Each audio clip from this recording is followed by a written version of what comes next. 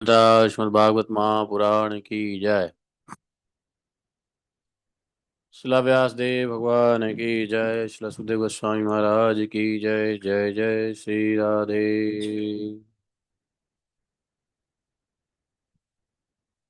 तो हम लोग आज द्वादशी है। श्रावण शुक्ल द्वादशी है ना।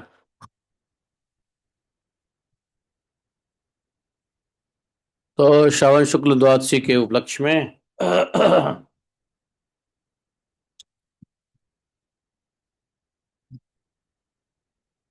टाइम समय पे 8:55 से पहले पहले मेरे ख्याल से तो भूलो नहीं, पारण कर लो। हैं। फिर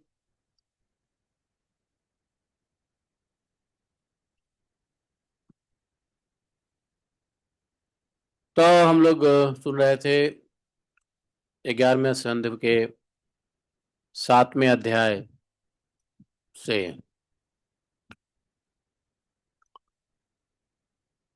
उद्धव जी को आत्मज्ञान के विषय में दत्तात्रेय और निमि के बीच प्रश्न का संवाद बता रहे हैं। उसमें एक कथा है जो दत्तात्रेय जी ने निमि जी को बताया। वह कथा एक कबूतर और कबूतरी की थी। तो कल हमने कुछ पढ़ा भी था।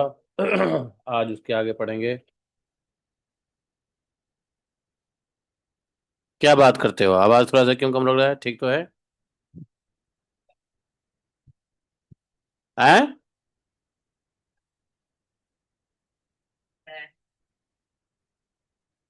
आवाज ब्रेक हो रहा है। एक सेकेंड। अब कैसा हो रहा है? आप बताइए। अभी बेटर हो गया?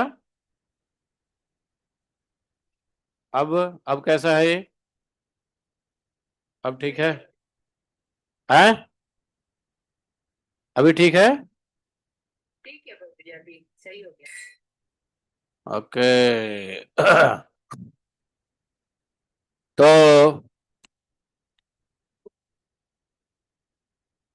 आज आगे पढ़ते हैं। यम यम वांछति सा राजन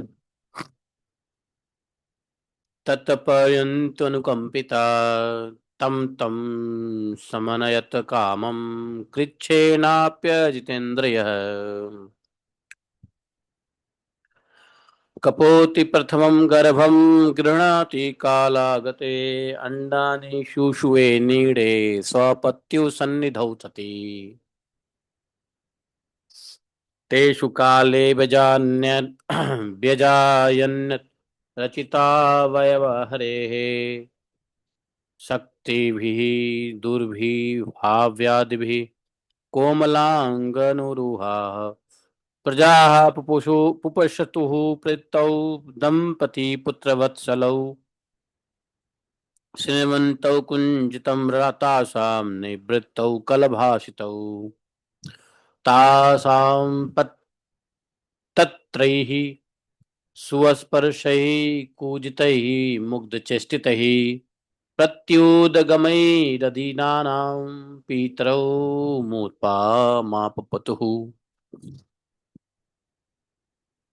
ॐ अज्ञानतिमिरान्धस्य ज्ञानाञ्जनशलाकया चक्षुरुन्मीलितं येन तस्मै श्रीगुरवे नमः। श्रीचैतन्यमनोभीष्टं स्थापितं येन भूतले स्वयं रूप कदा मह्यं ददाति स्वपदान्तिकम्। वन्देऽहं श्रीगुरोः श्रीयुतपदकमलं श्रीगुरोन् वैष्णवांश्च श्रीरूपं सागरजातं सहगण रघुनाथान्वितं तं सजीवम् साद्वैतं सावधूतं परिजनसहितं श्रीकृष्णचैतन्यदेवं श्रीराधाकृष्णपादान् सहगण ललिता श्रीविशाखान्वितांश्च। हे कृष्ण करुणा सिंधो दीनबंधो जगतपते गोपेश गोपिका कांतम राधा कांतम नमोस्तुते। तप्त कांचन गौरांगी राधे वृंदावनेश्वरी वृषभानुसुते देवी प्रणमामि हरिप्रिये। वाञ्छा कल्पतरुभ्यश्च कृपा सिन्धुभैव च पतितानां पावनेभ्यो वैष्णवेभ्यो नमो नमः। जय श्री कृष्ण चैतन्य प्रभु नित्यानंदा श्री अद्वैत गदाधर श्रीवासादि गौर भक्तवृंद।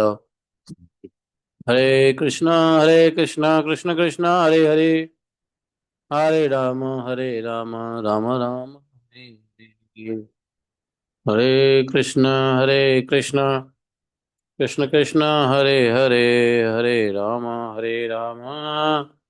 राम राम हरे हरे। बोलिए ग्रंथ श्रीमद् भागवत महापुराण की जय।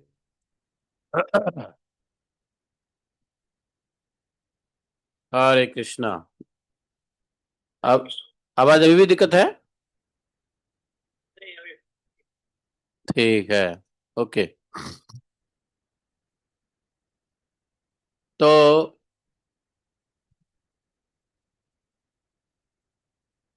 हम लोग ने जैसे सुना था कि कबूतरा कबूतरी, जिसको संस्कृत में क्या बोलते हैं, कपोत, कबूतर को कपोत कहते हैं। और उनका एक दूसरे पर इतना विश्वास हो गया था कि वह बिना किसी शंका के निशंक होकर वहां के वृक्षावलियों में एक साथ सोते, बैठते, घूमते फिरते, ठहरते, बातचीत करते, खेलते और खाते पीते थे। बोले राजन, कबूतरी पर कबूतर का इतना प्रेम था कि वह जो कुछ भी चाहता था, कबूतर जो कुछ भी चाहती, कबूतरी पर कबूतर का इतना प्रेम था कि कबूतरी जो कुछ भी चाहती, वह सब कबूतर बड़े कष्ट से उठा उठा के लाता और देता। समझे? वह बड़े कष्ट काट करके भी कबूतरी के इच्छाओं को, कामनाओं को, तृष्णाओं को पूरा किया करता था।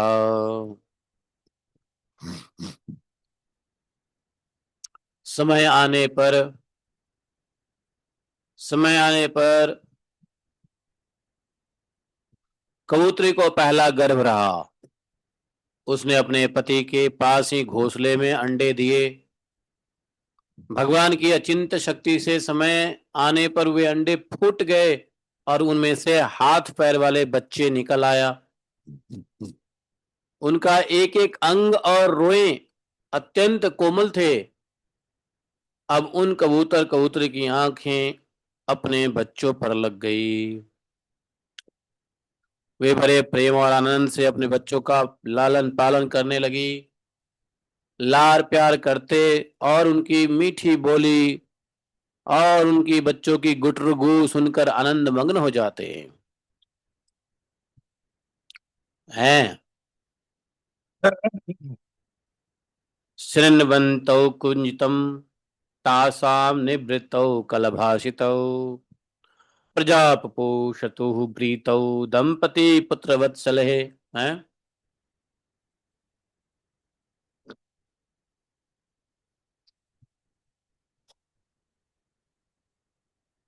बच्चे तो बच्चे जो होते हैं सदा सर्वदा प्रसन्न रहते ही हैं। वे जब अपने सुकुमार पंखों से माँ बाप का स्पर्श करते, गूंजते, भोली भाली चेष्टाएं करते और फुदक फुदक कर अपनी माँ बाप के पास दौड़ आते, तब कबूतर कबूतरी आनंद मग्न हो जाते हैं। ऐसा कबूतर कबूतरी को लेके कहा गया है, लेकिन मनुष्य की भी ऐसी स्थिति होती है, नहीं? दत्तात्रेय जी बोले राजन, सच पूछो तो वे कबूतर कबूतरी भगवान की माया से मोहित हो रहे थे।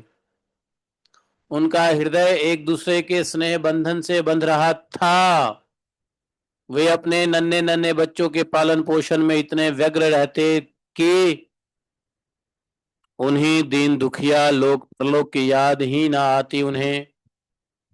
एक दिन दोनों कबूतर कबूतरी अपने बच्चे के लिए चारा लेने जंगल में गए हुए थे। अब चूंकि उनके कुटुंब बढ़ गए, कई बच्चे हो गए। पहले छोटा परिवार था, हम दो, हमारे कोई नहीं। अब हम दो हमारे अनेक हो गए, तो चारा अधिक आवश्यकता पड़ती थी। तो कबूतर जितना लाता था उसे काम चलता नहीं था, तो कबूतरी को भी जाना पड़ा चारा लाने के लिए। अधिक समय तक जंगल में चारा लेने के लिए घूमना पड़ता था। और इधर जैसे एक दिन गया चारा लेने के लिए, गए लोग, बहेलिया घूमता घूमता संजोगवश उसके घोंसले की ओर आ निकला। उसने देखा कि घोंसले के आसपास कबूतर के बच्चे कुदक रहे हैं, और उसने जाल फैलाकर उन्हें पकड़ लिया। कबूतर कबूतरी बच्चों को खिलाने पिलाने के लिए हर समय उत्सुक रहा करते थे। जैसे मनुष्य के भी माता पिता बच्चों को हर समय कुछ न कुछ खिलाने के उत्सुक रहते हैं, बेटा ये खा ले, बेटा वो खा ले, बेटा वो खा लो। हाँ, ये नहीं देखते बेटा कितना जो है ना मोटा ताजा हुआ जा रहा है खिलाने के चक्कर में। अब वे चारा लेकर अपने घोंसले के पास आए। कबूतरी ने देखा कि उनके नन्हे नन्हे बच्चे, उनके हृदय के टुकड़े जाल में फंसे हुए हैं। बच्चा तो हृदय का टुकड़ा ही होता है ना। और दुख से ची ची ची ची कर रहे हैं। सुख से क्या कर रहे थे वो बच्चे? सुख में क्या कह रहे थे? जब वो खेल रहे थे तो क्या कर रहे थे? गुडरू। और अभी फंस गए हैं दुख में, क्या हुआ कर रहे हैं? चे चे चे चे, ऐसा। ये 65 में दत्तात्रेय जी कह रहे हैं। कपोति स्वात्मजान वीक्ष बालकान जाल समृतान तान बध्यात क्रोशंति क्रोशो भृश दुखिता। उन्हें ऐसी स्थिति में देखकर कबूतरी के दुख की सीमा न रही। वह रोती चिल्लाती उसके पास दौड़ आई। भगवान की माया से उनका चित्त अत्यंत दीन दुखी हो रहा था। वह उमड़ते हुए स्नेह की रस्सी से जकड़ी हुई थी। अपने बच्चों को जाल में फंसा देखकर उसे अपने शरीर की भी सुध बुध न रही, और वह स्वयं ही जाकर जाल में फंस गई। जब कबूतर ने देखा कि मेरे प्राण से भी प्यारे बच्चे जाल में फंस गए और मेरी प्राण प्रिया पत्नी भी उसी दशा में पहुंच गई, तो बच्चे के साथ मां भी फंस गई। और कबूतरी और कबूतर के बच्चे को फंसे देखकर कबूतर ने सोचा कि अरे बाप रे, मेरी प्राण प्रिया पत्नी और प्यारे बच्चे भी फंस गए। तो वह दुखी होकर विलाप करने लगा। सचमुच उस समय उसकी अत्यंत दशा जो थी अत्यंत दयनीय हो गई। बोले, मैं अभागा हूं, दुर्मति हूं, हाय हाय, मेरा तो सत्यानाश हो गया। देखो देखो, न मुझे अभी तृप्ति हुई और न मेरी आशाएं पूरी हुई। अब तक मेरा धर्म अर्थ और काम का मूल या गृहस्थ आश्रम ही नष्ट हो गया। हाय मेरी प्राण प्यारी, मुझे ही अपना इष्ट देव समझती थी, मेरी एक एक बात मानती थी। मेरी प्राण प्यारी कबूतरी मेरे इशारे पर नाचती थी। कबूतरी सब तरह से मेरे योग्य थी। आज वह मुझे सूने घर में छोड़कर हमारे सीधे साधे निश्चल बच्चों के साथ स्वर्ग सिधार रही है। मरने ही वाली है, क्योंकि वो शिकार के जाल में फंस गई है, तो कब तक बचेगी?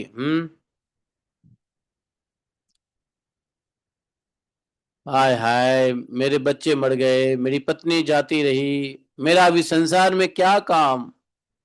मेरा तो सब कुछ लुट गया। मुझ दीन का यह विधुर जीवन, विधुर जीवन समझते हो?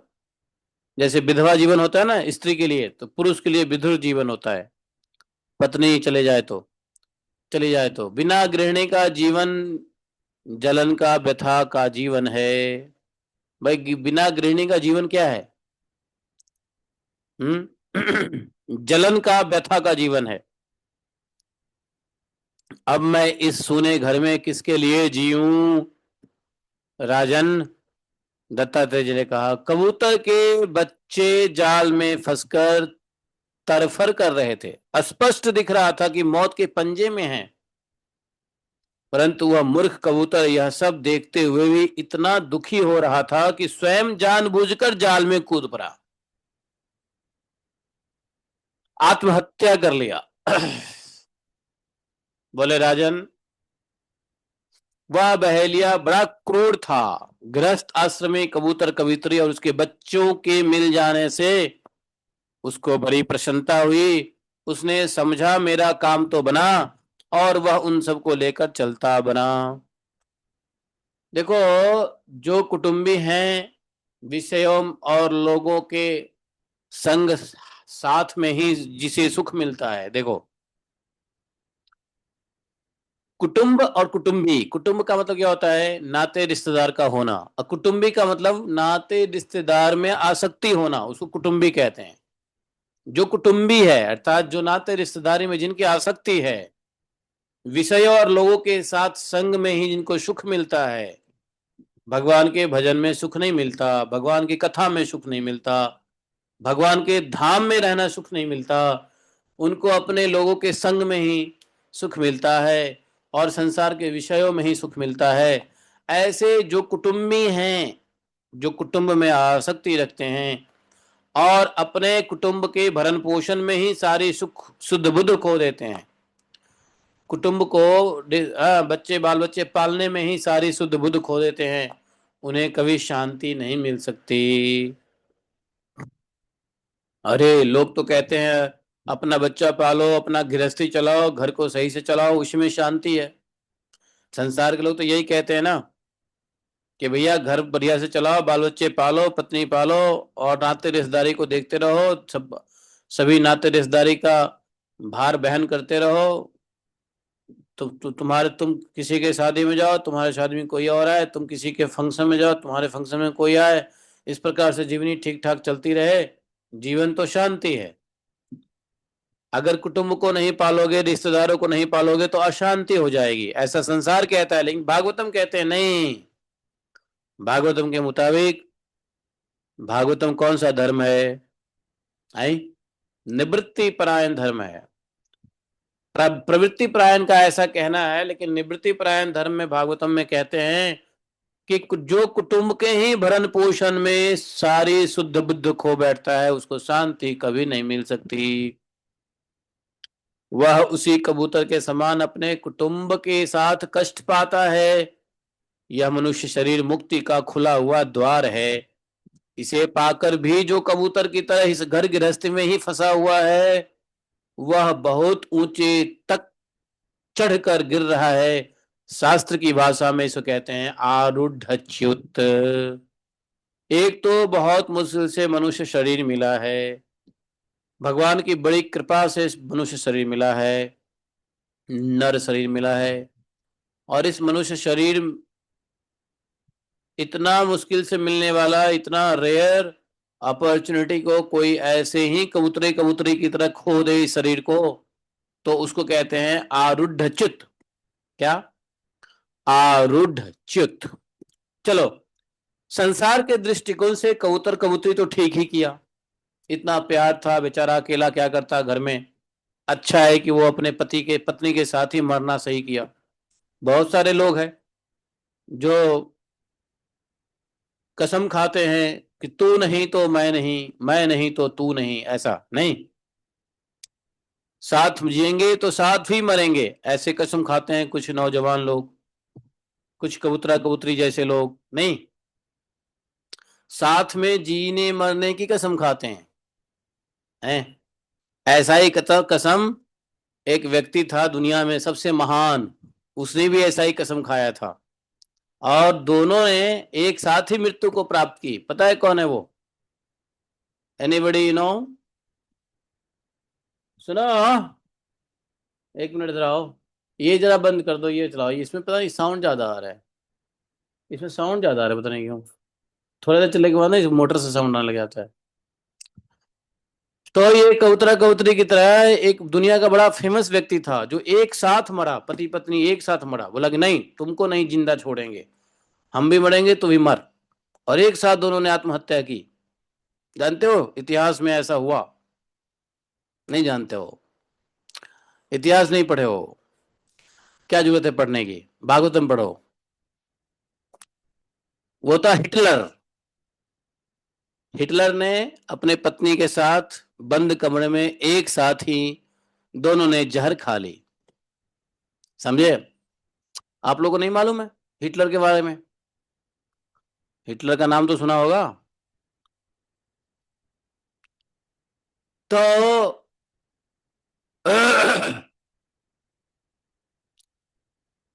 तो चलो, ये तो संसार वालों की ऐसी कहानी है, लेकिन भागवत के दृष्टिकोण से यदि कबूतर को ज्ञान होता तो क्या करता? अब ये सोच लें कि क्या करता। तो भागवत के दृष्टिकोण से यदि कबूतर को भगवत ज्ञान होता तो सबसे पहले वह अपने परिवार में इतना आसक्त नहीं होता। हाँ, सबको खिलाता पिलाता, ठीक है, जिम्मेदारी को निभाता, लेकिन परिवार में इतना आसक्त नहीं होता कि परिवार ही सब कुछ है। हाँ, हरि बोल। 9:30 प्रसादम टाइम। लेट मत करना, क्योंकि सब कुछ संभालना होता है वापस। तो यहाँ पर देखो, सबसे पहली बात तो ये कि भागवत धर्म होता तो आसक्त नहीं होता वो। और यदि बच्चे को बहेलिये ने पकड़ लिया तो वो अपने भगवान के विधि विधान को समझते हुए कम से कम उसकी पत्नी जो बची हुई है या खुद बचा हुआ है, वो अपने और अपने पत्नी को बचा लेता। जो जीव बचा हुआ है उसको बचाना चाहिए ना। और जो ऑलरेडी बच्चे जा चुके हैं उसके प्रति मोह में पड़ के खुद मौत के कुएं में जाना, ये कहाँ का आत्महत्या है? तो पत्नी को समझाता, छोड़, बच्चे गए, जाने दे, ऐसा ही विधाता का लिखा हुआ था। हैं? उसको पत्नी को समझाता, न कि खुद मोहित होते हुए मोहित पत्नी के साथ कूद जाता उस जाल में। वो पत्नी को भी ज्ञान देता, अरे हम बचेंगे तो 4 बच्चे और पैदा कर लेंगे। अब जो बच्चे गए जाने दो ना, भगवान की जैसी इच्छा है, अब तुम क्यों कूद रही हो उसमें, जाल में? हैं? समझाता बुझाता, और पत्नी के साथ उड़ के चला जाता, बच जाता। शरीर का रक्षा भी बहुत जरूरी है, क्योंकि शरीर से ही धर्म का पालन हो सकता है, चाहे भागवत धर्म हो चाहे संसार धर्म हो। शरीर तो इंस्ट्रूमेंटल है, खलु धर्म साध्य। तो पहला अपनी रक्षा, समझे? तो वो ये समझाता अपने पत्नी को। और फिर मान लो पत्नी भी चली गई, गिर गई मोहित होकर के, तो स्वयं को मोहित नहीं करना चाहिए। स्वयं को क्या करना चाहिए था? इस गृहस्थी संसार से उसको विरक्त होना चाहिए। और आ, अरे क्या बम ब्लास्ट हो रहा है? अरे क्या हो रहा है? अरे, अरे कौन है भाई?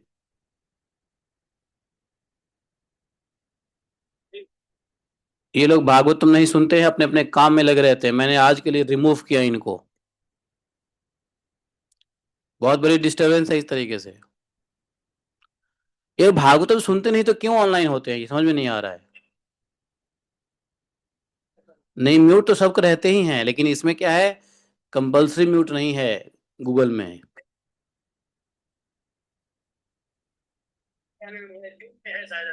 जूम में तो है, इसमें नहीं है। तो इसमें क्या होता है, वो लोग अपना कर, इसलिए मेरे पास है रिमूव। क्योंकि मुझे पता चल जाता है कि लोग भागवतम नहीं सुन रहे होते, अपने घर के काम में लगे होते हैं, फालतू का ऑनलाइन कर दिखा देते, अजय जी को दिखा रहे हैं कि हम भागवतम बैठे हुए हैं। है कि नहीं? अजय जी, इन लोगों को समझाओ कि या तो भागवतम सुनो ठीक से, नहीं तो एटलीस्ट इतना ध्यान रखो कि हम स्पीकर बंद रखें। वैसे मैंने आज के लिए रिमूव कर दिया है। आई सुन लो, यदि किसी का भी अगर गलती से खुला रह गया और पीछे की बैकग्राउंड साउंड बहुत नॉइजी है जिससे डिस्टरबेंस होगा, तो मैं रिमूव कर दूंगा। है कि नहीं? अगर पीछे कुछ काम चल रहा है तो ध्यान रखो मोबाइल को, अभी कितना गंदा साउंड आ गया, पूरा दिमाग डिस्टर्ब कर दिया। संजय, संजय कहाँ कहाँ, कौन है संजय जी? संजय दोबारा आ गए। संजय जी ध्यान रखो, पीछे बहुत ज्यादा शोर हो रहा होता है और आपका मोबाइल ऑन हो जाता है, क्यों? और हो भी गया तुरंत ऑफ करो। और पीछे जो है ना बहुत शोरगुल है, और शोरगुल पीछे होता है तो क्या सुनोगे भागवतम? इससे अच्छा है कि लॉग इन ही मत करो, है कि नहीं? हाँ, इस समय पता नहीं कौन से काम होता है, और काम होता है तो फिर लॉग इन मत करो ना। और लॉग इन करते हो ध्यान रखो कि आ, वो ना हो, नहीं, क्योंकि पूरा डिस्टर्ब हो जाता है चीजें। तो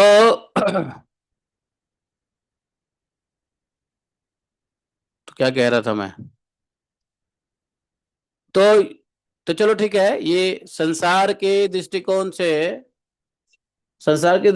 से कबूतर ने, इस कबूतर को क्या करना चाहिए था यदि कबूतर भागवत धर्म में होता? तो कबूतर को यही करना चाहिए था कि बच्चे चले गए तो कोई बात नहीं है, प्रारब्ध के मुताबिक उसको भगवान की इच्छा समझ करके पत्नी को बचाना चाहिए, पत्नी को मोह से हटाना चाहिए, है कि नहीं? बच्चे चार गए तो चार बच्चे और आ जाएंगे, फिर अगले साल अंडे दे देंगे।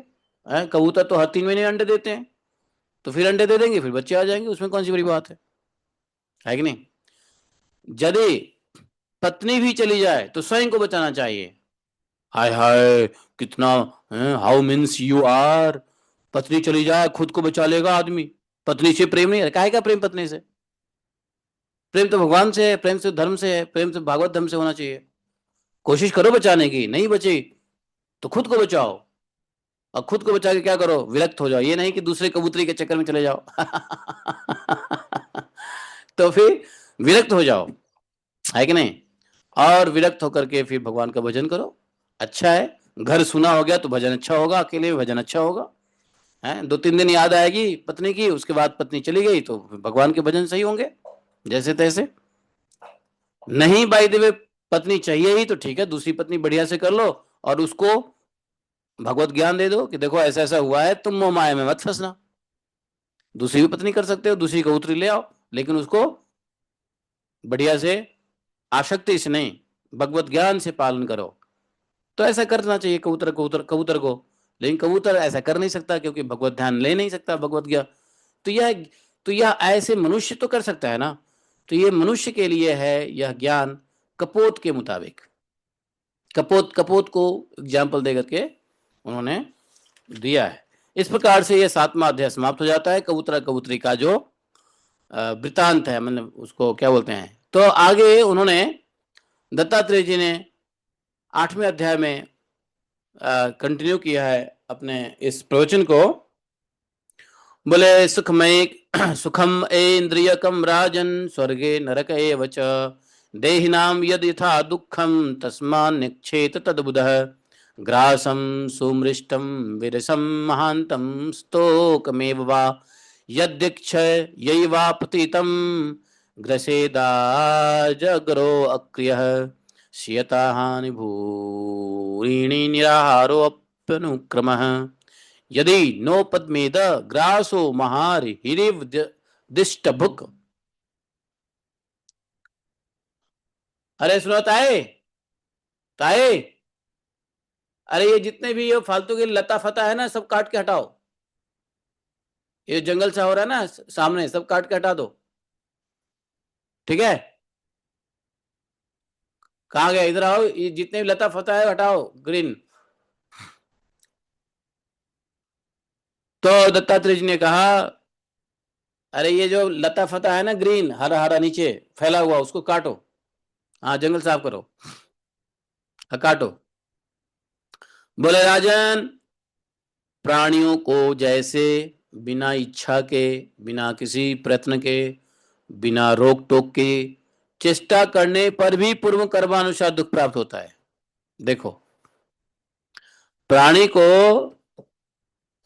सुखम ऐन्द्रियकम राजन स्वर्गे नरक एव च, चाहे इच्छा करो या ना करो, इच्छा के बिना या बिना प्रयत्न के ही, या कितना भी दुख को रोकने की चेष्टा करो, फिर भी दुख पूर्व कर्म के अनुसार, प्रारब्ध के अनुसार दुख तो प्राप्त होते ही हैं।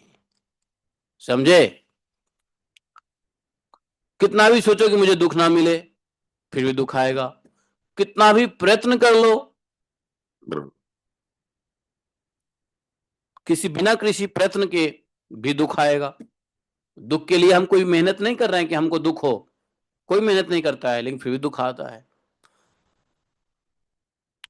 और दुख को कितना भी रोकने का प्रयत्न कर लो, फिर भी कर्म के अनुसार दुख प्राप्त होते ही हैं।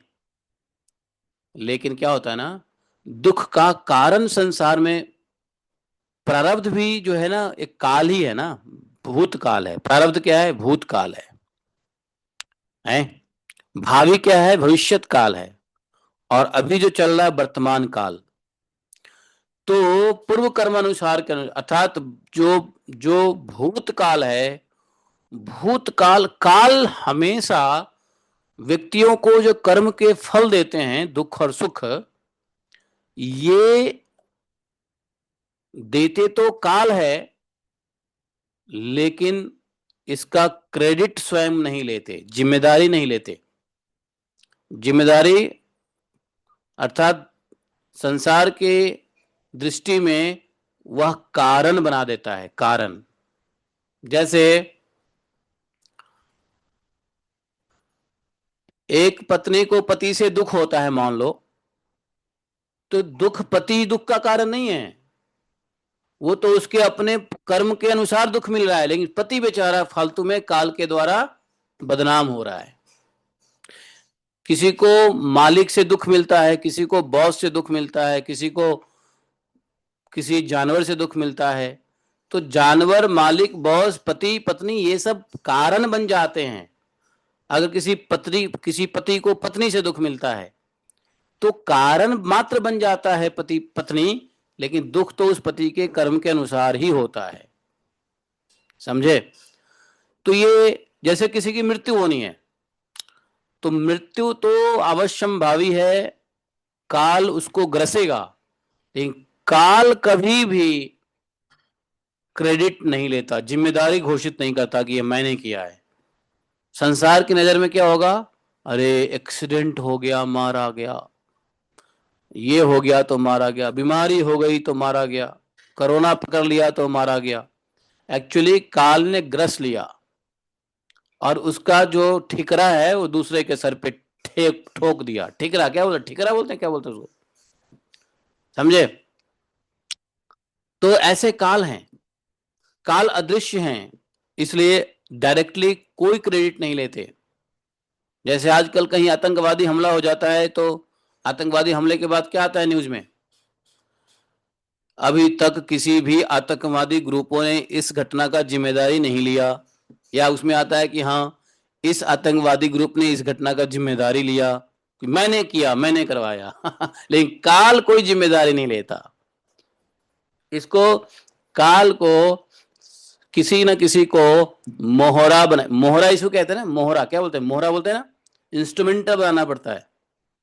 तो जब भगवत ज्ञान होगा तो कभी भी हमको किसी से वैर इसे नहीं होगा कि कोई कोई हमको दुख देगा भी, तो हमको ज्ञान रहेगा कि नहीं, दुख तो हमारे ही कर्मों का फल है, हम क्या उससे लड़े। तो क्या होगा? रिटेलिएशन नहीं होगा। समझे? अगर कोई किसी को मार भी दिया तो द्वेष नहीं होगा, यदि यह ज्ञान भागवतम से रहेगा दिमाग में तो। नहीं, अगर यह भागवतम के इस ज्ञान को भूल जाओगे तो क्या होगा? अगला कुछ करेगा, आप भी बदले में कुछ करोगे, वो भी कुछ करेगा, तो द्वेष और प्रतिद्वेष का आवेश का प्रवेश जीवन में हमेशा बना रहेगा। यह आवेश कभी खत्म नहीं होगा, है कि नहीं? आवेश को, आवेश को क्या बोलेंगे इंग्लिश में? करंट। हम्म तो ये चलता रहेगा, एक दूसरे के प्रतिस्पर्धा चलती रहेगी। तो कब उसका खत्म होगा? द्वेष कब खत्म होगा? जब यह ज्ञान होगा। एक पति पत्नी लड़ते रहते हैं, लड़ते रहते हैं, लड़ते रहते हैं, लड़ते लड़ते लड़ते लड़ते बहुत कुछ हद तक चले जाते हैं, यहां तक कि एक दूसरे को मार भी देते हैं, डाइवोर्स भी हो जाता है, ये हो जाता है, वो हो जाता है। भाई भाई में, पति पत्नी में, बाप बेटे में, चाहे दुनिया संसार कहीं भी देख लो, उसका कारण यही है कि किसी को अंडरस्टैंडिंग नहीं है कि जो कुछ भी हमारे साथ हो रहा है वो प्रारब्ध पूर्व कर्म के अनुसार दुख प्राप्त हो रहा है। इसलिए पूर्व कर्म के अनुसार दुख प्राप्त हो रहा है। तो तुम आज मार खा रहे हो, तो मारने वाले को कोई और मारेगा कभी। हो सकता है तुमने पहले मारा इसलिए वो मारा, अगर तुमने नहीं मारा वो मारा तो फिर वो कल पिटाई खाएगा। तुमको पिटने की क्या जरूरत है? नहीं, काल की गति तो विचित्र है ना। तो इसलिए कभी भी भागवत ज्ञान में इस यह होता है तो शांति, इसलिए देखो भागवत ज्ञान में ही शांति है, उसके अलावा किसी भी धर्म में शांति नहीं है। बाकी सारे धर्म कोलाहलम है, कोलाहलम। सिर्फ भागवत धर्म ही शांति का मार्ग है। बाकी ऐसा कोई धर्म नहीं है जिसमें कोलाहल ना हो, बताओ। कोई धर्म ले लो जिसमें कोलाहल हो, ये अंडरस्टैंडिंग कहीं भी नहीं होगी, वहां पे अशांति रहेगा। तो ये बहुत जरूरी है समझना। इससे क्या होगा, बड़ी बड़ी लड़ाइयां खत्म हो जाएंगी, है कि नहीं। बाप ने बेटे को कुछ कह दिया, बेटा समझा ठीक है हमारे प्रारब्ध से ही पिताजी आशीर्वाद दे रहे हैं, शांत रहेगा, उल्टा जवाब नहीं देगा। देखो क्या दुनिया संसार में, तो बड़ा आश्चर्य की बात कर रहा हूं। मैं कुछ दिन पहले गया था मथुरा, तो वहां एक हमारे जानने वाले मिले। तो उन्होंने एक बात, कहते हैं ना सबसे अपने हृदय की बात कोई कह भी नहीं सकता है, उनको लगा कि मुझे वो हृदय की बात सुना सकते हैं। तो उन्होंने बिठाया, कहा कि एक बड़ी दुख की बात है, मैं आपसे कहना चाहता हूँ। क्यों? नहीं, मुझे लगता है आपको कह के मुझे शांति मिलेगी। हमने कहा बताओ। मेरा बड़ा बेटा है, मेरे पे केस कर दिया है। बड़ा बेटा केस कर दिया, दो बेटा है, दोनों की शादी हो चुकी है। बड़े बेटे को 9-10 करोड़ की संपत्ति देके उसको अलग कर दिया था, तो स्वयं अलग होना चाहता था। तो उसकी पत्नी ने कहा कि हम अलग होंगे, जाए, अलग हो गई। उसको संपत्ति का सब कुछ दे दिया। दो बेटे स्वयं 3 हिस्सा ना करके 2 हिस्सा करके उसको आधा आधा दे दिया। 9-10 करोड़ की कहते हैं संपत्ति हमने उसको दे दी। यहां तक कि घर में सोना चांदी जो थे उसमें भी आधा दे दिया उसको, सब कुछ दे दिया। कहता है कि हमारे पास जो एफडी सेफडी थे बुढ़ा इस उम्र में, उस सब में आधा आधा ले लिया, और फिर भी उल्टा हमको केस कर दिया। और जानते हो यह कौन है? यह वो स्वयं वकील हैं, स्वयं एडवोकेट हैं। हमने कहा देखो कर्म का कितना। मैं तो उसकी बातों से सुन करके भगवान को याद किया। किसको? भूत भावन भगवान को। एक काल क्या है, भूत भावन भगवान ही है। कि देखो कैसे कर्म पीछे। अब वो वकील साहब पता नहीं किसके लिए झूठ मूठ के लड़े होंगे, किसके लिए झूठ मूठ के लिए केस जीते होंगे, पैसे कमाए होंगे जिंदगी भर, है। और अब उन्हीं का बेटा उनके ऊपर शूट कर दिया, लीगल शूट, है। तो ये सब देख के कोई हंसने और उसकी बात नहीं है, ये मैं कह रहा हूं प्रेरणात्मक कल्याणात्मक बुद्धि से, कि कैसे कर्म का जो पूर्व, जो भूत भावन है, पूर्व कर्म में जो हुआ है वो कैसे दुख प्राप्ति होती है। कमा लिया, सब कुछ कर लिया। अब वो जिस विश्वास से हमें ये सब कहानी सुना रहे थे वकील साहब, हमने उनको ढाढ़स बढ़ाया। हमने कहा देखो जी, भगवान का भजन करो। वैसे आप तो ब्रजवासी हो, शर्मा जी हैं वो, ब्रजवासी हैं। तो ब्रजवासी होते हुए भी हमने कहा मैं वो क्या कहूँ, आप भगवान का भजन करो, ये सब अपने अपने कर्मों के प्रारब्ध ही हैं। चलने दो जैसे चल रही है गाड़ी। जीत जाओगे कोर्ट में तो आपकी बल्ले बल्ले, हार जाओगे तो भी अपनी, हार में भी अपनी आनंद मनाओ और जीत में भी अपनी आनंद मनाओ। जीतोगे तो किससे जीतोगे? बेटे से। हारोगे तो किससे हारोगे? बेटे से। दुनिया से तो नहीं हार रहे, दुनिया से तो नहीं जीत रहे। भगवान का भजन करो, उसकी बुद्धि शायद आपकी प्रार्थना से ठीक हो जाए। यही कर सकते हो और क्या कर सकते हो। नहीं, तो उन्होंने कहा नहीं, आपको सुनाने का एक एक एक एक उद्देश्य है। हमने क्या उद्देश्य है? मुझे लगा कि आप किसी जान जादू टोना वाले को जानते हो, तांत्रिक को जानते हो। हमने कहा नहीं, मैं तो नहीं जानता। तो बोले कि अगर कोई तांत्रिक हो तो बताओ, हम उसके ऊपर, मेरे बेटे के ऊपर उसके ससुराल वालों ने कुछ तो कर दिया है, हैं, टुटका मुटका कर दिया है। तो मैं चाहता हूं किसी तांत्रिक से दिखवा लूं और बेटे को छुड़वा लूं उस। देखो, इतना कुछ करने के बाद भी उस बाप का मोह कितना उस बेटे के प्रति है कि अभी भी उसका वो इलाज कर रहा है, तांत्रिक से ढूंढ रहे हैं।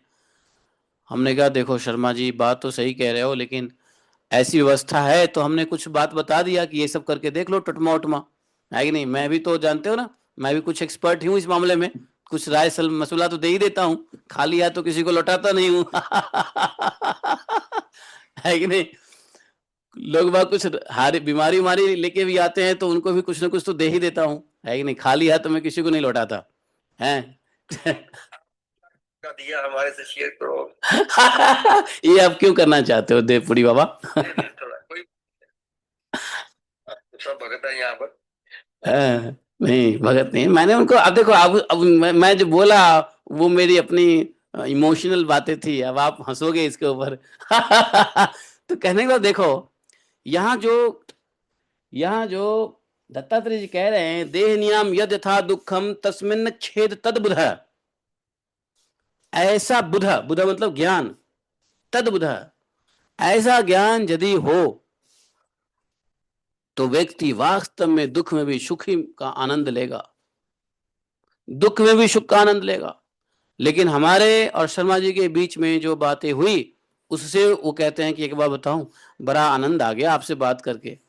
हमने कहा पता नहीं, आपने बात की तो क्या करें। ना ना ना ना, बड़ा अच्छी बात आपने कही, क्या बातें कही आपने, सही कह रहे हो, सही कह रहे हो। देखो हम ब्रजवासी, हम भूल गए ठाकुर जी की इन बातों को। हमने कहा जी ठाकुर जी, हमने उनको लिंक दिया, भागवतम आओ सुनो, भागवतम सुनने मात्र से आपका सारा ज्ञान और जो भी आने वाले कष्ट है वो भी दूर हो जाएंगे पूरी जिंदगी भर। और अभी भी रिटायर नहीं हुए, फिर भी वो आदत है कोर्ट में बैठने की, तो अभी भी कोर्ट में बैठते हैं, क्योंकि वकील तो कभी रिटायर होता नहीं, फिर भी बैठते हैं कोर्ट में। हमने कहा भाई भागवतम सुनो, आप ब्राह्मण हो, शर्मा जी हो, ब्रजवासी हो, हैं। तो उन्होंने बेटा बहू का फोटो भी दिखाया, देखो ये बेटा है, ये बहू है। हाँ, हाँ, आपको दिखा रहे हैं कहीं आपकी नजर से शुद्ध हो जाए ये बेचारा। हमने कहा वाह क्या श्रद्धा है, ऐसी श्रद्धा भगवान में रखो। बताओ, ऐसी श्रद्धा हम जैसे तुच्छ जीव में रखते हो, ऐसी श्रद्धा तो भगवान में रखो, ठाकुर जी में रखो, ठाकुर जी को दिखाओ इसका फोटो, ठाकुर जी इसको ठीक करो। है कि नहीं। देखो संसार, ये एक एग्जाम्पल है, लेकिन संसार में ऐसे एग्जाम्पल बड़े पड़े हैं। मैंने उनको क्या कहा, देवपुरी जी क्या कह सकता हूं, मैं तो सीधा कहा जी भागवतम सुनो, और सुनो, एक बार तो भागवतम भी सुनने को कह दिया, दूसरा भाई, अच्छा, तो और मैंने कहा कि काम करो, ये जो शनि बाबा मंदिर है ना, वहां पे एक शनिश्चर पुनश्चरण करो। शनिश्चर पुनश्चरण करने से जितने भी टुटका मुटका होता है सब भाग जाते हैं। तो मैंने कहा कि चले जाओ वहाँ कोकिला, राधा कोकिला वन में, पहले राधा कोकिला बिहारी जी का दंडवत करना, और उसके बाद जो है ना वहाँ पे जो है ना आप पुनश्चरण करो, वहाँ जो है ना एक पंडित जी जानने वाले हैं, वो कर देंगे। तो कहने का तो देखो, फायदा हो या ना हो भगवान जाने, कम से कम उनको भागवतम और नाम, और कम से कम यह जो कर्म और प्रारब्ध के अनुसार जो दुख प्राप्त होता है, यह ज्ञान देना जरूरी था। अब उनकी इच्छा भी पूरी हुई भाई, वो जिस, और बड़े मिलते तो मुझे बहुत दिनों से हैं, लेकिन इस बार गया था मैं, तो एक रजिस्ट्री थी हमारी, हम कोर्ट में गए थे। तो उस दिन वो बिठा के मुझे ये बात कह रहे हैं कि मैं बहुत दिनों से आपसे इच्छा कर रहा हूँ बताने की, लेकिन यदि यह कथा सुने वो, यदि सुन ले ये कथा, तो आप ध्यान दीजिए, मैं आपके नाम तो नहीं ले रहा हूं, लेकिन यह मैं कल्याण के दृष्टिकोण से कह रहा हूं, ताकि भागवतम में आपकी समस्या लेने से आपका उसका जरूर उद्धार होगा, आपकी समस्याओं का निदान जरूर होगा भागवतम की कृपा से। इसलिए भागवतम में अगर कोई किसी की समस्या को जिक्र कर लिया जाए तो उससे भागवतम की कृपा होती है, न कि उसका कोई क्या बोलते हैं उसको, क्या बोलते हैं, कहने का उद्देश्य ये नहीं है कि हम बदनाम कर रहे हैं या हम आपकी सीक्रेट को उछाल रहे हैं, नहीं। अगर किसी को बीमारी है, खुल के भागवतम में कह दे मेरे को बीमारी है, तो डेफिनेटली भगवान की कृपा होती है। क्योंकि जिसको जितना छुपाओगे वो उतना ही बढ़ता है, समस्या को जितना छुपाओगे उतना ही बढ़ेगा। इसलिए गुरु, भागवत, साधु के सामने समस्याओं को उजागर करना चाहिए, ताकि समस्या कमजोर पड़ जाएगा। समस्या लगे अरे ये तो मेरे को नंगा कर दिया, भाग जाएगा है। और जितना छुपाओगे, जितना दबा के रखोगे, यह बात दुनिया को नहीं पता है। वो क्या करते हैं, अपने घर की समस्या होगा छुपा कर रखेंगे। अरे नहीं, घर की समस्या है तो ऐसे व्यक्ति को मत बताओ जो आपको गलत दृष्टिकोण से देखे, लेकिन जो ज्ञानी है, बुद्धिमानी है, भागवत है, जो साधु है, उनके सामने जरूर बोलो, भक्तों के सामने जरूर बोलो। जो भक्त हैं, माला जप करते हैं, कंठी है, तिलक है, उनके सामने जरूर बोलो। वो लोग इसको भावी कर्म प्रारब्ध को देखते हुए प्रार्थना करेंगे। भक्त लोग कभी इसका फायदा नहीं, नाजायज फायदा नहीं उठाएगा। है अच्छा जी, आपके घर की चुगली भक्त कभी नहीं करेगा कि उसकी बात उसे घर, उसकी बात उसी घर। तो छुपाना नहीं चाहिए। आपको बताया ना, तुलसीदास जी ने एक को कह दिया तुम चोर थे, तुमने हत्या की है, तो सबको बोलो कि मैं चोर था, मैं चोर हूं, मैं हत्यारा हूं। क्या होगा, चोरी और हत्या करने की प्रवृत्ति तुम्हारे हृदय से निकल जाएगी। और जितना छुपाओगे अपने आप को कि मैं ये हूं, मैं ये हूं लेकिन दिखता नहीं हूं, तो वो और अंदर में वो बढ़ेगा है। इसके बारे में हम लोग भागवत में कई बार जिक्र कर चुके हैं, है ना। चोरी चोरी प्रेम करो तो प्रेम बढ़ता है। चोरी चोरी जो करे, जो जिस चीज को छुपाओगे, चुराओगे हृदय में, वो बढ़ेगा। इसलिए जिसको आप हृदय में बढ़ाना चाहते हो उसको छुपाओ। जैसे भक्ति बढ़ाना चाहते हो, भक्ति को छुपाओ। भक्ति बढ़ाना चाहते हो, भक्ति को छुपाओ। बीमारी को अगर खत्म करना चाहते हो, बीमारी को प्रकाशित करो। डॉक्टर के पास, साधु के पास, संतों के पास, भागवतम में। तो मैं भागवतम में, यदि यह कथा शर्मा जी सुनेंगे भी, तो इस बात को आप समझ लीजिए कि भागवतम में भगवान की कृपा से मेरे हृदय में ये बात आई है। और मैं आपकी परेशानी से वास्तव में बहुत ही कष्टप्रद हूँ कि संसार में ऐसा जो नहीं होना चाहिए हो रहा है, और खासकर आप जैसे पंडित ब्राह्मणों के साथ हो रहा है। तो भगवान कृपा करेंगे। और आप भी इस बात को समझिए, ये सब काल की अपना प्रभाव है, अपने ही कर्मों का रिफ्लेक्शंस हैं। बस भगवान की भक्ति में लगे रहें, भागवतम सुने, माला करें। ठाकुर जी आपके घर के हैं, आप ठाकुर जी के हो, आपकी समस्याओं का निदान होगा, उनकी बुद्धि सुधरेगी, चिंता मत करो, है कि नहीं। पता चले कि कहीं लेक्चर, वो हमारे उसमें ग्रुप में भी आ गए हैं, कहीं लेक्चर सुन लेंगे तो बुरा ना माने, इसलिए मैं थोड़ा सा कल्याण के दृष्टिकोण से इस बात को क्लियर कर दिया। क्योंकि लोगों को ज्ञान नहीं होता है ना, कभी कभी सोचते हैं अरे प्रभु जी को तो मैंने सीक्रेटली कहा था, प्रभु जी ने तो इसको प्रकाशित कर दिया। है कि नहीं। तो ये प्रकाशित की बात नहीं है, घर घर की कहानी है। और संसार में हर घर में कोई ना कोई समस्या चलती ही रहती है। लेकिन यह कलयुग है, कलह का युग है। दुखालयम, अशाश्वतम, कोलाहलम, तीनों चीज है यहाँ। तो एक ही तरीका है कि भगवान ठाकुर जी के छत्र छाया में आ जाओ, भागवतम में बुद्धि लगाओ, और जिसको जो करना है कर ले वे। क्योंकि जब तक हम शरणागति नहीं होंगे तब तक भावी काल भी हमारे ऊपर हावी रहेगा। जैसे हम भागवत के शरणागत में आते हैं, तो भक्त जब भागवत धर्म के शरणागत में आता है तो काल के ऊपर भी विजय प्राप्त कर लेता है। अर्थात काल जो करना चाहते हैं वो भी नहीं कर पाते हैं। सही है, नहीं है। तो ये भागवत धर्म में आने के बाद ही समझ में आएगा, वरना किसी धर्म में नहीं समझ में आया, इसलिए भटकते रहोगे। तो ये कहते हैं कि देहिनाम यत तथा दुखम तस्मात् इच्छे तद बुधा। लेकिन कभी कभी लोग सारा ज्ञान होने के बाद बावजूद भी जब समय आता है ज्ञान को अप्लाई करने का, उसी समय उनकी बुद्धि खराब हो जाती है। पूरे जिंदगी भर तो रटेंगे गीता, है देहि यस्मिन तथा देहे कौमारम यौवनम जरा, है। लेकिन जब अपने बाप का मृत्यु होगा तो वो जो है ना ऐसे मोहित होगा, क्या कहें। अरे अपने घर में दूसरे के यहाँ कुछ होता है तो भगवत गीता के 4 श्लोक याद आते हैं, ज्ञान फुटता है, ऐसे फुटता है दूसरों की समस्या पे। लेकिन जब समस्या अपने ऊपर आती है तो सारा ज्ञान छिट्टी पुट्टी हो जाता है। तो इसमें भगवत कृपा, गुरु कृपा से याचना करना कि हे प्रभु, संसार के दुख को देख के जो ज्ञान प्रस्फुटित होता है, यदि अपने साथ भी दुख आवे सुख आवे तो आपके भागवत ज्ञान का विस्मृति न होवे। क्योंकि जब अपने साथ दुख और सुख आता है ना, तो मन इतना बेचैन हो जाता है कि ज्ञान पीछे के डब्बे में चला जाता है कि नहीं? तो ऐसी प्रार्थना भगवान से करना चाहिए कि यह ज्ञान जो दूसरों के लिए है वो स्वयं के लिए काम आवे समय पे। अपने बाल बच्चे के साथ भी कुछ गड़बड़ हो जाए, अपने बाप की भी मृत्यु हो जाए, अपने घर में भी कुछ ऐसा हो जाए, तो वैसा ही धीर बुद्धि, वैसा ही निर्मोही बुद्धि, वैसा ही भागवत बुद्धि हमारे साथ भी बनी रहे और हम धीरता से सभी सिचुएशन में आपके चरण कमलों में, आपकी कथा स्मृति में, आपकी लीला गुण धाम के स्मृति में हम तल्लीन रहें। समझे? ऐसी प्रार्थना नहीं करोगे तो फिर दूसरों के दुख में तो बुद्धि आएगा और अपने दुख में बाबा जी का ठुल्लू। नहीं, ऐसा नहीं होना चाहिए। तो दत्तात्रेय जी का ज्ञान, वाह! देखो, ये दत्तात्रेय जी और राजा, कौन राजा है? राजा कौन है?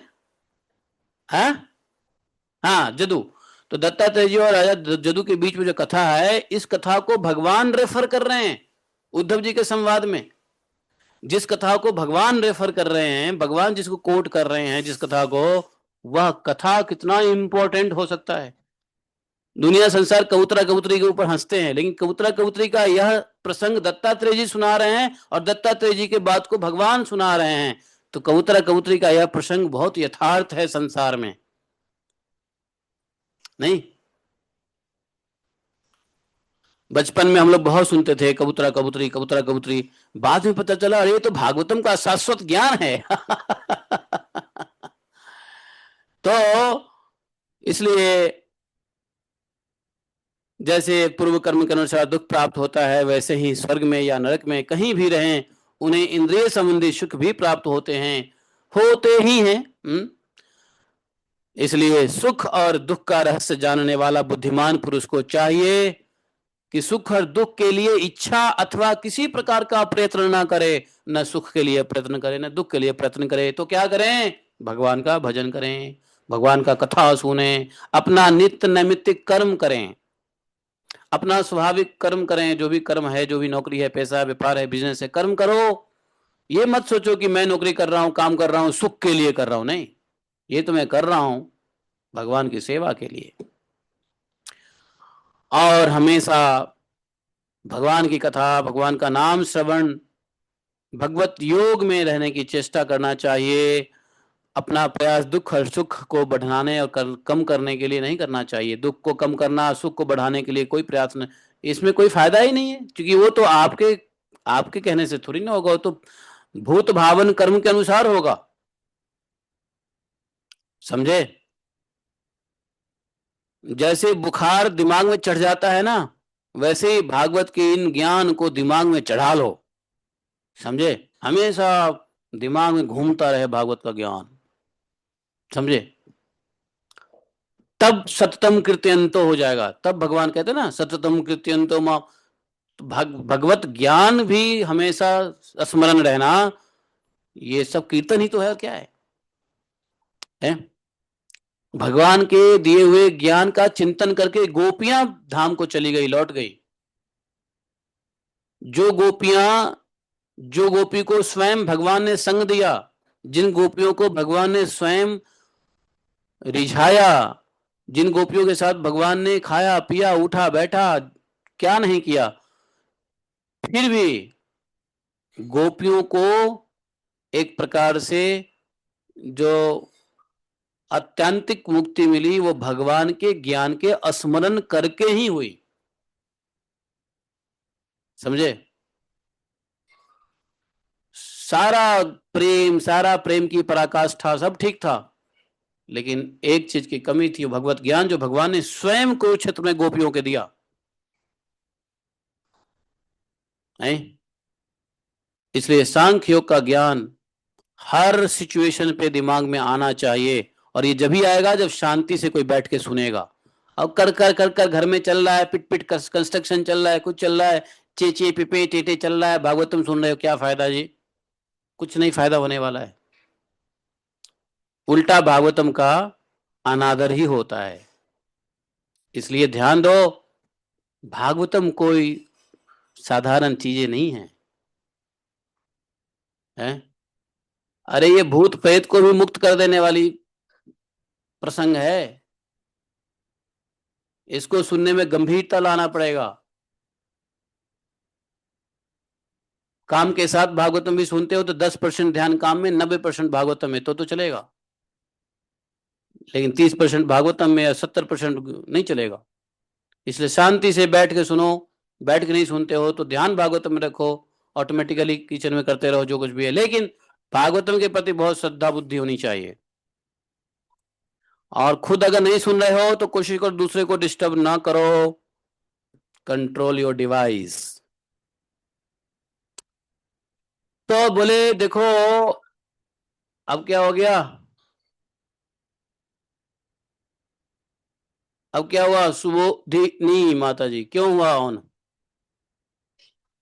कहने का मतलब ये है, समझ में भी आता है और सुनते भी हैं, लेकिन अप्लाई भी होता है।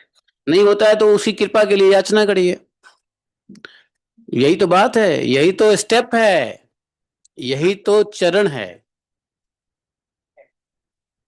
देखो, इसी को तो कहते हैं श्रवणम मननम। आपने सुना और मनन आपको समझ में भी आया। अब तीसरा स्टेज है निधिध्यासन। निधिध्यासन मतलब अप्लाई। तो ये तो आपने प्रथम स्टेज पास कर ली, भगवान कृपा है। दूसरी पास कर ली, कृपा है। तीसरी भी पास कर लो, उसके लिए बड़ी कृपा चाहिए। तो इसलिए समय का इंतजार करो, भगवान से प्रार्थना करते रहो और छोड़ो मत। एक न एक दिन अप्लाई भी होगा, निधि ध्यान भी होगा। कब तक नहीं होगा? Mind is the force to be implied. जो इम्प्लाइड नॉलेज है ना, वो उसके लिए माइंड का फोर्स चाहिए। और मनन हो ही रहा है, श्रवण कर रहे हैं, मनन कर रहे हैं। निधि ध्यान एक न दिन होगा ही होगा, आज न कल होगा। जितने प्रारब्ध, जितने मोटे कर्मों के राशि होंगे वो सब जलेगा, धीरे धीरे धीरे धीरे होगा।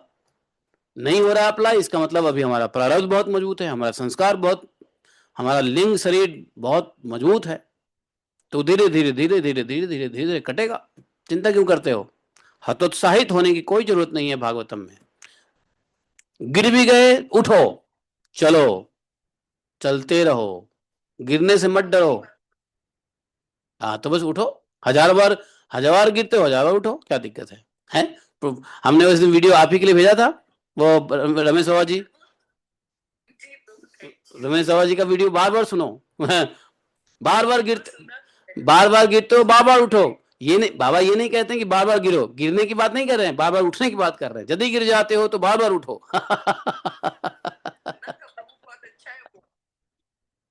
अरे बाबा की आवाज, बाबा की आवाज में जान है। ये आप तो वो ऑडियो में सुन रहे हो, मैंने तो बाबा को लाइव सुना है? शेर की तरह दहाड़ते थे लाइव क्लास में, जानते हो? अरे क्या बात करते हो, हमारे वो, हमारे प्रयागराज के जन्मे हैं वो, प्रयागराज की भूमि से आए हुए हैं, ब्राह्मण हैं, ब्राह्मण शरीर हैं, और प्रयागराज की भूमि से हैं। और जब लाइव क्लास में जब दहाड़ते थे तो सिट्टी पुट्टी गुम हो जाती थी। आदमी 4 दिन तक सोचता था बाबा, बाबा क्या बोल गए। अरे बहुत स्ट्रांग। आओ आपको मिलवाते हैं बस।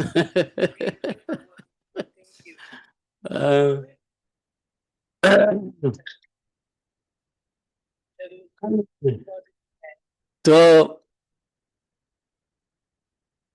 कहने का मतलब यह है कि प्रश्न जो है, कभी भी बुद्धिमान पुरुष को चाहिए कि दुख और सुख के रहस्य को जानने वालों को कभी भी दुख सुख के पीछे नहीं भागता है, न कभी प्रयत्न करता है। प्रयत्न तो सिर्फ भगवान की भक्ति के लिए करता है, और भगवान के स्मरण चिंतन गुण लीला धाम कथा, इस सब के लिए प्रयत्न करता है। कि कैसे प्रयत्न करना पड़ेगा? भजन के लिए, भक्ति के लिए। बाकी ये सब तो प्रारब्ध से मिलता ही रहेगा, बिना मांगे बिना इच्छा किए स्वयं ही अनायास जो कुछ मिल जाए बिना मांगे, दत्तात्रेय जी कह रहे हैं, बिना मांगे बिना इच्छा किए स्वयं जो अनायास कुछ मिल जाए, वह चाहे रूखा हो सूखा हो, चाहे बहुत मधुर हो या स्वादिष्ट हो, अधिक हो या थोड़ा हो, बुद्धिमान पुरुष अजगर के समान ही खाकर जीवन निर्वाह कर ले। ना मिले तो परे रहे, परे रहे तो क्या करें? भजन करें। अरे आपको पता नहीं है, इतिहास में अपने गोस्वामियों के जीवनी में भक्तमाल उठा के देखो, भक्तों को तो भगवान छोड़ते ही नहीं है। वो तो माता राधा रानी स्वयं कुछ बना के ले जाती है, माता पार्वती स्वयं बना के ले जाती है। और भक्तों को खिलाती है। आप जिद कर बैठो मैं तो भजन करूंगा, भोजन के लिए बाहर में जाए, कौन मेहनत करेगा भोजन के लिए? देखो कैसे भोजन आता है आपके पास, अपने आप आएगा भोजन, और एक नहीं एबंडेंटली आएगा। एक चोर था, उसको नारद जी मिले। आपको ये कथा पता है ना? पता होगा, इसलिए टाइम पास क्यों करूं मैं। अब चोर की कथा आपको सुनने की क्यों इच्छा हो रही है? भगवान की कथा सुनो।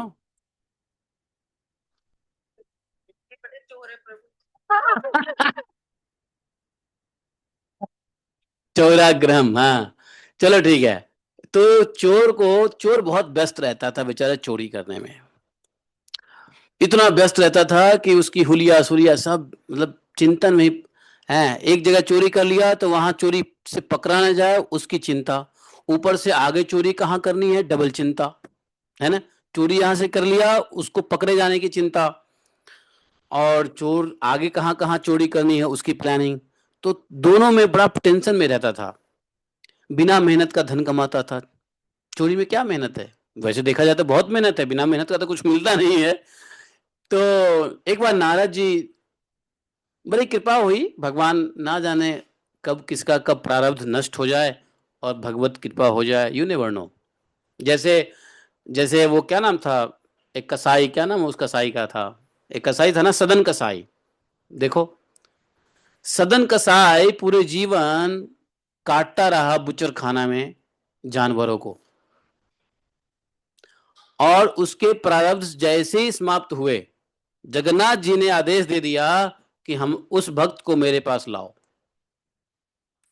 सदन कसाई के पास गया कि आपको तो भगवान बुला रहे हैं। अरे भगवान कैसे? उनकी अलग कहानी है सदन कसाई की। तो जैसे चोर है, चोरी कर रहा है कर रहा है कर रहा है, कब उसको जैसे अभी हम लोगों ने शिव शिव महापुराण में पढ़ा ना, वो एक व्याध था जो शिवरात्रि के दिन ही बेचारा फंस गया जंगल में। कैसे उसने जो है ना तीर मारने के लिए हाथ से उसके जो जल पात्र था उससे जल गिर गया, और पेड़ हिलने से उसके पत्ते गिर गए, वहां नीचे शिवलिंग था। तो ये सब प्रारब्ध से होता है। प्रारब्ध किसका कब कट गया क्या पता। सदन कसाई ने तो भक्ति नहीं करी इस जीवन में, किसी जन्म में जन्म जन्म में किया रहा होगा, प्रारब्ध भोग रहा था, प्रारब्ध नष्ट हुआ, भगवान उसको बुला रही है। अब यह चोर है, चोर चोरी कर रहा है अपने प्रारब्ध से, उसके प्रारब्ध नष्ट हुए, नारद जी पहुंच गए। कभी कभी कोई भजन करता रहता है, लेकिन नारद जी नहीं आते हैं, भगवान उसको पूछते भी नहीं है क्यों? क्योंकि भोजन जब भजन कर रहे हो, वो अगले जन्म में फायदा मिलेगा, इस जन्म में तो प्रारब्ध भोगोगे ही। तो इसलिए भगवान कर्म का जो ये लय है ना, उसको कोई नहीं समझ पाता। नारद जी पहुंच गए, नारद जी ने देखा कि चोर बड़ा परेशान है, बोला भाई इधर आओ, काहे को परेशान दिख रहे हो? बोले क्या करूं महाराज, अभी चोरी किया है, वहां से जो चुराया है उसको संभालना है, और आगे दो चार और चोरी करनी है, उसकी प्लानिंग कर रहा हूँ मैं बहुत बिजी हूँ प्लीज। बोला अरे रुक रुक रुक भाई रुक जा, थोड़ा तसल्ली रख, बैठ बैठ इधर आ, बैठ मेरे पास बैठ। साधु थे, नारद जी को देख के उसका हृदय परिवर्तन तो हुआ ही, बेचारा बैठ गया। बोला कि ये सब तू क्यों कर रहा है? उनको समझाया नारद जी ने। बोला कि करूंगा नहीं तो खाऊंगा कैसे, हमारे घर परिवार कैसे चलेगा, ये वो कैसे होगा, ये वो कैसे होगा। तो बोला कि तुमको खाने के लिए चिंता है, अगर मैं तुमको खाने के लिए चिंता तुम्हारा दूर कर दूं खाने का, तो क्या तू चोरी छोड़ देगा? बोला कि हाँ महाराज क्यों नहीं, हम तो बस ये है कि पेट पालने के लिए चोरी करते हैं। तो बोले कि एक काम करो, तुम्हारी बात में भरोसा, मेरी बात पे भरोसा करो और तुम बैठ जाओ यहीं पे। ये, ये पत्थर है ना, टीला, इस टीले में बैठो और भजन करो, और भजन करके देखो, भजन करते रहो तुम मेरी बात को मानो और भजन करते रहना, तुमको बिना चोरी किए इतना धन आएगा कि तुम उसको संभाल नहीं पाओगे। बोले क्या बात करते हो? लेकिन चोर ने कहा कि नारद जी आपकी बात मान तो लूं, लेकिन एक और प्रॉब्लम है। बोले क्या प्रॉब्लम है? अभी तक जो हमने चोरी किया है, और अब हम साधु बन जाएंगे तो लोग हमको डांटेगा, कहेगा कि ये तो देखो चोर जो है ना वो बन गया है, और उल्टा हो सकता है कि हम पकड़े भी जाएं, हम तो छुप के रहते हैं। बोला तुमको कोई कुछ नहीं करेगा, तुमको एक दो बार लोग गाली वाली देगा, उसके बाद लोग जो है तुम्हारे हृदय परिवर्तन को देख के तुम्हें अप्रिशिएट करेगा, इसलिए चिंता मत करो, तुम बस मेरी बात मानो। अब उस चोर की तो हृदय परिवर्तन हो ही गया नाराज जी के शुद्ध भक्त के दर्शन मात्र से। नाराज जी की बात मान ली। नाराज जी बोले या कोई ना माने, नाराज जी की बात तो कंस को ही मानना पड़ता था। नाराज जी की बात तो हिरण्यकशिपु ने माना, रावण ने माना नहीं। नाराज जी की बात कौन टाले शुद्ध भक्तों की बात? वो ऐसी शक्ति होती है भक्तों के अंदर में, बात टाल नहीं सकता कोई। तो उन्होंने, चोर ने अपना चोरी करना बंद करके अपना बैठ के जप करना शुरू किया। नारद जी बोले इसी मार्ग में कल्याण है, इसी मार्ग में शांति से सब कुछ मिल जाएगा। उसको भजन से प्रेम नहीं, उसको धन से प्रेम था, उसको अपने पेट का लालच था। बोला कि धन भी मिलेगा, पेट भी भूखा नहीं रहेगा, तो क्यों करूँ काम, ये बढ़िया है। उसने बात मानी, शुरू किया, एक दिन, दो दिन, तीन दिन। लोगों ने देखा कि अरे ये तो साधु है, कुछ खाया पिया नहीं है। तो कुछ माताओं को हुआ कि इसको भूख लगी होगी, तो कुछ जो है ना घर का बना हुआ उसके सामने रख दिया, वो भोजन कर लेता, भोजन करने बैठ जाता। फिर किसी को लगता कि इसको तो दूध चाहिए, कोई पानी डाल जाता, कोई कोई कोई कोई फल डाल जाता। अब पानी फल अन्न शुरू शुरू में तो यही सब आए, उसके बाद कोई कोई राह चलते पैसा भी डालना शुरू कर दिया। कोई कोई पैसा डालने के बजाय बजाय सोना भी चढ़ाना शुरू कर दिया। साधु बाबा है, दर्शन करके हाथ जोड़ता, चलते बनता, है कि नहीं? धीरे धीरे धीरे भजन का प्रभाव ऐसा हुआ। देखो भजन किस उद्देश्य से था? धन प्राप्ति के उद्देश्य से, भोजन प्राप्ति के उद्देश्य से, बिना मेहनत के। वो भी पूरा हुआ, वो भी पूरा हुआ, है कि नहीं? और उसके बाद उसने भगवत प्राप्ति भी किया, नारद जी का शिष्य बना, नारद जी ने आगे उनको गाइड किया। चोर से, है डाकू से जब वाल्मीकि बन सकते हैं, चोर से भक्त क्यों नहीं बन सकता? और हम सब चोर ही तो थे, हम सब चोर ही तो हैं संसार में, हैं? कभी धन चुराते हैं, कभी किसी की बात चुराते हैं, कभी किसी का मन चुराते हैं, कभी किसी का आंख चुराते हैं, कभी किसी का कुछ चुराते हैं, चुराते तो रहते ही हैं। सटल रूप में तो चोरी होती ही रहती है, कौन चोर नहीं है? और जो चोर नहीं है वास्तव में दंडवत के अधिकारी है। तो भक्त जो है वो भक्ति में आ गया, नारद जी की बातों में सुदृढ़ विश्वास हुआ, नारद जी को गुरु अपनाया, नारद जी में श्रद्धा हुआ, नारद जी ने जैसा कहा वैसा प्राप्त हुआ। नारद जैसे गुरु बन गए तो क्या कल्याण, भगवान कैसे कितने जल्दी प्राप्त होंगे, तुरंत भगवान की भी उसको प्राप्ति हुई। और इस प्रकार से चोर जो है भगवत भक्त बन गया। सदन कसाई को देख लो, बहुत सारे भक्तों को देख लो। तो कहने का मतलब यह है कि भगवान की कृपा जय कैसे कैसे होती है, वो भक्तमाल पढ़ने से ही समझ में आता है। और भक्तमाल, भागवत तो ज्ञान देते हैं, लेकिन भगवान पे भरोसा कौन दिलाएगा? भक्तमाल। भागवत हैं। अरे तो अभी सुना तो दिया, भक्तमाल चोर चोर भक्त की कथा तो सुना तो दी। भागवतम में तो क्या है, ज्ञान भी है, भक्तमाल की कथा भी है। भागवत तो सबसे पहला भक्तमाल है। तो अन्य भक्तों के जो कथा सुनोगे, अभी अभी की कथा आएगा, आज भी कथा चल रही होती है भक्तों की। हम कल गए थे बरसाने में, एक फलाहारी बाबा बाबा के कुटिया के, हालांकि दर्शन हमने नहीं किया, पता चला बाबा नहीं है तो हम लोग वापस आ गए, लेकिन गए थे हम कल बरसाने। और बरसाने से रमेश बाबा की गौशाला से तकरीबन 7-8 किलोमीटर दूर एक जगह है, उनका नाम है, कौन सी देवी, कौन सी सखा का है वो गांव? इंदुलेखा। कौन सी सखा का था? इंदुरेखा। इंदुलेखा सखा है, उनके सखी हैं, उनके सखी के गांव से थोड़ा आगे एक फलाहारी बाबा हैं, उनके दर्शन बड़े होते हैं। तो पहाड़ के अंदर ही रहते हैं, तो रास्ता है। हम कल गए लेकिन पता चला वो नहीं है, तो हम वापस लौट के आ गए। तो कहने का मतलब ऐसे लीला है। गांव का नाम है, गांव का नाम भी याद नहीं है, उल्टी सीधे गांव का नाम है। हाँ, डभारा, डभारा से आगे है, डभारा से आगे है। मानगढ़, दानगढ़, उसके बाद कौन सा है, क्या चित्रा देवी का गांव है ना। और उसके बाद है डभारा, डभारे के बाद है एक गांव है, उसका क्या नाम है, मैं भूल रहा हूँ। तो उसके आगे जाओगे तो फलाड़ी बाबा है। ऐसी लीलाएं चल रही होती है। गुफा में आज भी राधा रानी भक्तों को प्रसाद देने आते हैं, ऐसी ऐसी सीक्रेट जगह है। तो कहने का मतलब यह है कि भक्त माल देख के पता चलता है। तो भागवतम से भगवत ज्ञान तो होगा, लेकिन भगवत ज्ञान के ऊपर विश्वास जो होगा वो भगवत चरित्र से होगा। आज हम लोग इस्कॉन में आए, या इस्कॉन में कोई भक्त आते हैं, तो प्रभुपाद जी की जीवनी को देख करके जितना भरोसा से आ जाते हैं। हाँ, सबसे पहला प्रभुपाद जी की जीवनी सुन के तो आता है लोग हैं। बिना प्रभुपाद जी की जीवनी सुने हुए कोई भी भक्त इस्कॉन में भक्ति में नहीं टिक सकता है। माला कितना भी कर लो, कितना भी आप मंदिर में आ जाओ, कितना भी आप डांस कर लो, दिखा लो, हाँ, ताता थैया, लेकिन भक्ति नहीं आ सकती है। सीरियस तब तक नहीं हो गए जब तक प्रभुपाद जी, हमारे गोस्वामियों की जीवनी को कोई नहीं पढ़ेगा। इसलिए प्रभुपाद जी और अन्य गोस्वामी जो भक्त हैं, उनकी जीवनी पढ़ने के बाद ही भक्ति आती है, क्योंकि उनके हृदय में भक्ति थी। तो उनकी जीवनी पढ़ने और सुनने से हमारे अंदर भक्ति आती है, भगवान प्रति श्रद्धा विश्वास उत्पन्न होता है। नहीं तो फिर तो आदमी लाइन से आता है, दर्शन करता है, मिठाई खाता है, मटर पनीर खाता है, चला जाता है। क्या फर्क पड़ता है? That will just like acting like a tourism है। टूरिस्ट की तरह ही लोग बने रहेंगे।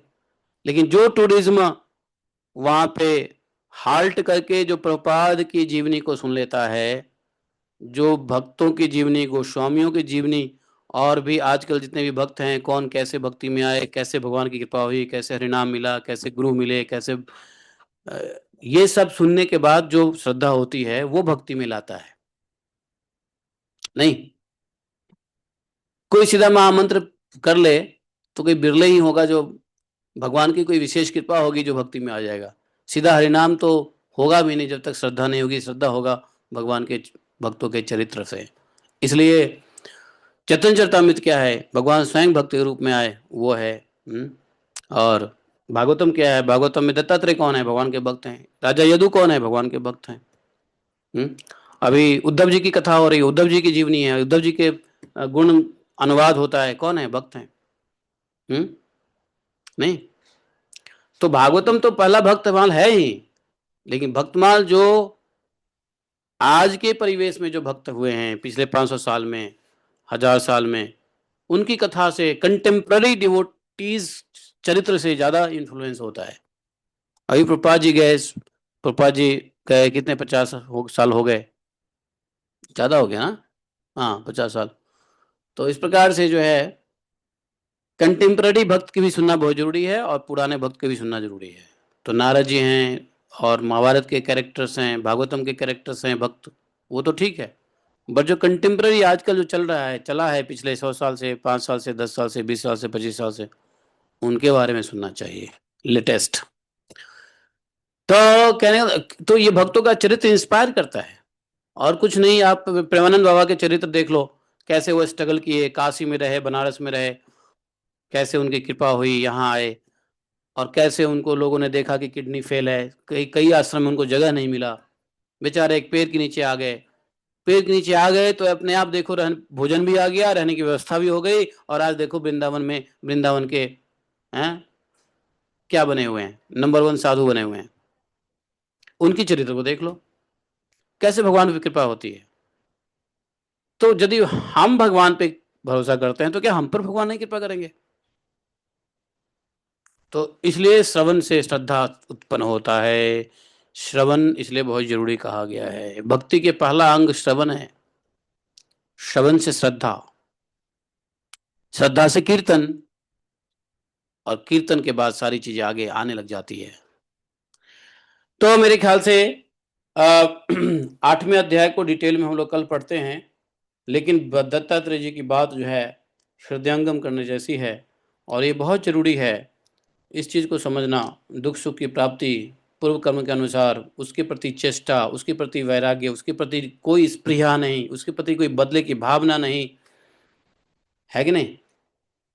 यह सब समझने के बाद सारे क्लेश नाश हो जाएगा, समाज का, संसार का। नहीं तो चलिए, 8वां अध्याय के वैसे हमने 2 ही श्लोक पढ़े हैं, लेकिन एक ही श्लोक पढ़ा है प्रैक्टिकली, 2 श्लोक पढ़े हैं, लेकिन फिर से कल हम लोग 8वें अध्याय से शुरू करेंगे। बोले ग्रंथराज श्रीमद् भागवत महापुराण की जय। एकम शास्त्रम देव की पुत्र गीतम, एको देवो देव की पुत्र एव, एकम मंत्र शतश नवानि यानि कर्मापि तस्य देवस्य सेवः, त्वमेव माता च पिता त्वमेव, त्वमेव बन्धुश्च सखा त्वमेव, त्वमेव विद्या द्रविणं त्वमेव, त्वमेव मम सर्वदेव देवः। कृष्णाय वासुदेवाय हरे परमात्मने प्रणतक्लेशनाशाय गोविन्दाय नमो नमः। हे कृष्ण करुणा सिंधु दीनबंधु जगतपते, गोपेश गोपिका कांतम राधा कांतम नमोस्तुते। तप्त कांचन गौरांगी राधे वृंदावनेश्वरी, विश्वानुसुते देवी प्रणमामि हरिप्रिये।